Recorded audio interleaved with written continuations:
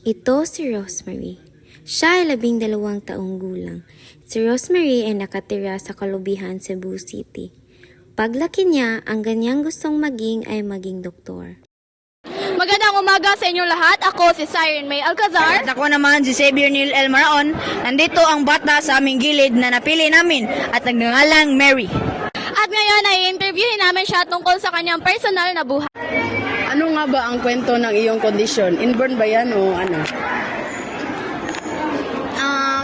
Inborn ito kasi yung ina ko mahilig siyang kumuha ng kamatis at inilagay niya sa kamay niya. Tapos yun,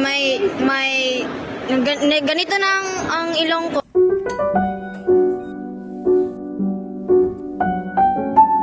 Tapos paglaki ko ay binubuli ako ng mga kaklase ko.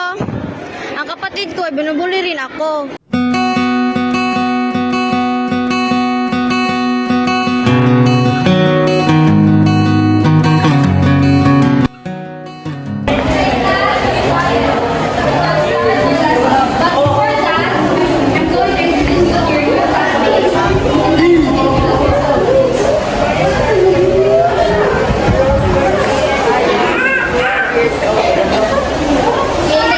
Hala! Ano nangyari sa ilong niya?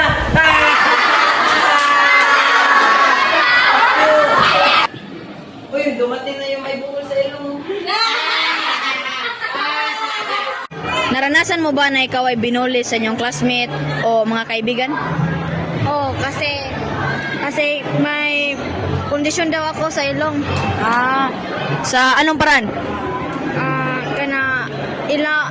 Kanong ko nila kanang hagpakon ko nila tapos ilakong kanon. Kuron. Ikaw labtan. Paano mo na-handle ang mga problema at mga bully na ginawa sa inyong mga kaklase? Hindi ko na lang sila pinapansin at iiwasan ko na lang sila. Bilang pasasalamat kay Rosemary sa kanyang pagkwento sa amin ng kanyang buhay, meron kaming kaunting regalo para sa kanya.